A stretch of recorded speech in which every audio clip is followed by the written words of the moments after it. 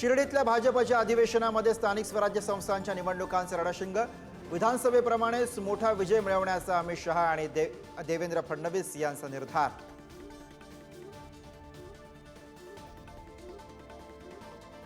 विधानसभेत भाजपच्या विजयाने शरद पवार आणि उद्धव ठाकरेंच्या स्वप्नाचा चक्काचूर झाला।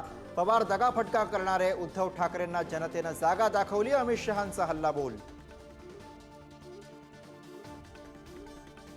महाराष्ट्रामध्ये वोट जिहाद आणि फेक नॅरेटिव्ह पसरवला। मवियाकडनं राज्यामध्ये अराजकता माजवण्याचा प्रयत्न। शिर्डीच्या अधिवेशनामध्ये फडणवीसांचा मवियावरती हल्लाबोल। आघाडी सरकारपेक्षा 10 पट अधिक चांगलं काम करा। महाराष्ट्रामध्ये शिवशाही निर्माण करण्याची जबाबदारी फडणवीस सरकारची।